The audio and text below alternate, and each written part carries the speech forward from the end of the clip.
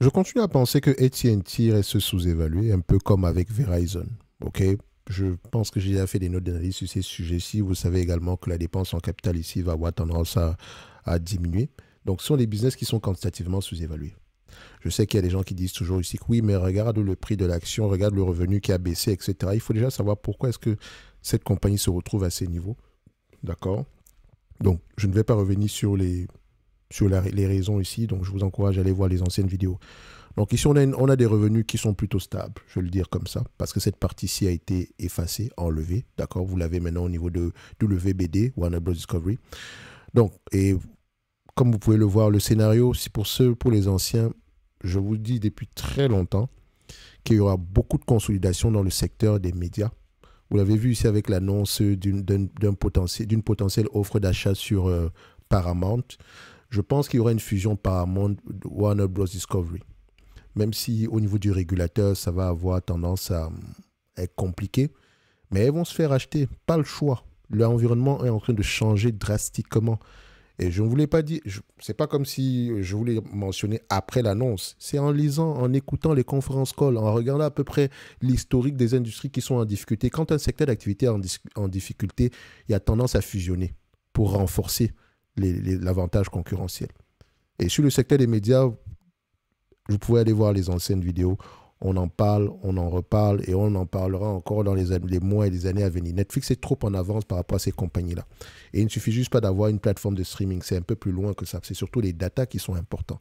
Bref, AT&T ici a pris la bonne décision de vendre son segment d'activité WBD. Et vous pouvez, pour ceux qui étaient les anciens de la chaîne, vous savez que AT&T, il y avait une condition ici qui était de réduire le dividende ici, vendre un segment d'activité. Donc, on a eu tendance ici à demander ces éléments-là avant que le management ne le fasse. Donc, ce qui veut dire ici que ça vaut la peine de questionner la politique d'allocation du capital du management ici. Même si j'avais à peu près, voilà, je ne portais pas le PDG de AT&T en haute estime, mais il fait le travail. D'accord? Il a montré ici qu'il prend les bonnes décisions. D'accord? Donc, on va faire le tour d'horizon ici. Les vidéos sont là. Vous pouvez aller voir la première à la dernière. Sur AT&T, Warner Bros. Discovery, Paramount, Netflix même, pour ne citer que celle-là. Donc, ce n'est pas un hasard. C'est la lecture des rapports financiers qui renforce vos convictions. OK? Après, maintenant, tout le monde ne peut pas analyser les choses de la même façon. Mais c'est la lecture. Lire, lire et lire, ça libère. Beaucoup de gens pensent que c'est trop facile, c'est regarder les chiffres, etc. Non, mais non. Les chiffres, c'est même pas ça représente 50% du travail. Et à vous dire la vérité, je peux les faire les yeux fermés.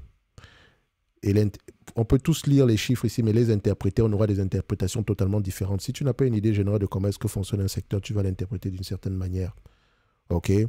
Donc, le revenu ici, je vous dis toujours, c'est bien d'avoir une croissance des revenus, c'est bien de voir ce genre de variation. Si c'est toujours le plus important, c'est de savoir ce qui se passe derrière. Bref, revenons ici.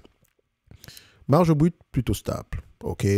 Marge EBITDA également, ici, on va se dire que c'est plutôt stable. On revient de loin. Il faut vous dire ici que ce n'est pas le même business. Enfin, on revient à peu près à une certaine moyenne. D'accord? On compare ici les net income et les free cash flow, histoire de voir si on parle le même langage. Ne pas oublier ici que c'est un business qui a une dépense en capital assez élevée. Et quand on regarde les deux ici, à long terme, les net income auront tendance à être l'équivalent des free cash flow. OK? Ici, même les free cash flow montrent clairement ici, je pense même qu'il faut les normaliser. Parce que ces années où on mentionnait qu'on a perdu de l'argent, en fait, on n'a pas perdu d'argent. Donc, c'est un business qui a des free cash flow, qui rapporte de l'argent. Et quand on fait, à vue d'œil ici, on est à peu près à 16 milliards par là. Juste comparer ceci. Aujourd'hui, vous avez un business qui génère 16 milliards et qui compte générer plus que 16 milliards les années à venir. On vous demande de payer 126 dollars en date d'aujourd'hui, 126 milliards, un business qui pourrait vous rapporter 16 milliards par an. C'est 12% de rendement. Évidemment, quand on va prendre en considération la dette, il y aura un élément négatif dessus. Quand on prend justement la dette nette EBITDA, je cherche un ratio inférieur à 5. Connaissant également ces genres d'entités, ce sont des business assez prévisibles. OK? Et le secteur ici des télécoms aux États-Unis est très consolidé. Il y a 3 grands opérateurs, là où avant il y en avait 5. Aujourd'hui, c'est 3 gros opérateurs ici. Et tout le monde a investi ici pour la 5G. L'investissement ici pour la 5G, ce n'est pas un investissement que vous allez faire chaque année. Mais n'oubliez pas que une fois que la 5G sort, on s'attend à la 6G demain. Donc, en date d'aujourd'hui, il faut avoir tendance à récupérer le maximum d'argent possible, rembourser la dette et être prêt à l'acquisition ici du droit d'exploitation pour le réseau 6G. Si ça arrive, enfin, je ne sais pas quand est-ce que ça va arriver, mais bon, voilà. Pour le moment, c'est la 5G. Donc, en date d'aujourd'hui, dette nette sur EBITDA 3.1. Maintenant, au niveau de la dette nette, quelle est la priorité du management? C'est le remboursement de la dette. Aussi simple que ça. C'est la priorité du management. Donc, ici, on rembourse la dette un peu. Donc, c'est déjà une bonne chose. Ensuite, ici, donc le ratio est inférieur à 5, c'est déjà bien. Donc, ensuite, on va regarder quoi? On va à peu près, le nombre d'actions, il a tendance ici à augmenter sur les dernières années. Ça, je n'aime pas. Mais je pense qu'après le remboursement de la dette, on va se concentrer sur le rachat d'actions. Donc, c'est ce genre de business, vu que les multiples de valorisation ne seront pas élevés, généralement, ça va s'échanger à 15 fois les bénéfices ici. Enfin, ça pourrait même mériter plus que ça, mais bon, on devrait avoir tendance à faire des rachats d'actions de plus en plus élevés. OK. Maintenant, j'aime bien également voir ce qu'on dépense ici pour le dividende. En date d'aujourd'hui, comme un dividende paye, sur les derniers mois ici, on est à peu près aux alentours de 3 milliards. Oh, c'est très très bien. Là où avant on payait une quinzaine de milliards, vous voyez. Aujourd'hui, c'est à peu près aux alentours de 3 milliards. Attention, 3 milliards, c'est bizarre. Non. C'est bizarre. 126 multiplié par 0.063. Ouais, on est aux alentours, je pense qu'on est aux alentours de 8 milliards. Si je ne me trompe pas, c'est parce que 6% de rendement ici, c'est 8 milliards par rapport à la capitalisation boursière actuelle. C'est toujours mieux. Donc, il nous reste à peu près 8 milliards pour rembourser la dette. D'accord? Et quand on compare ici, si on doit rembourser la dette uniquement avec les free cash flow on peut rembourser la dette ici en combien de temps? On a une dette de 148 milliards, on peut rembourser la dette en moins de 10 ans. Uniquement avec les free cash flow sans prendre en considération la dette. Maintenant, si on enlève uniquement avec les free cash flow sans prendre en considération le dividende. Maintenant, si on enlève le dividende, si on prend en considération le dividende ici, on va rembourser je pense ici, vous prenez à peu près 148 divisé par 8. À peu près aux alentours de 18,5 années ici. Ce qui n'est pas plus grave que ça dans tous les cas de figure. OK? Donc, parce qu'on sait ici que le dividende ici n'est pas une obligation. Donc, on peut avoir tendance à le réduire également. Donc, mais pour le moment ici, ils ont les moyens de payer ce dividende-là.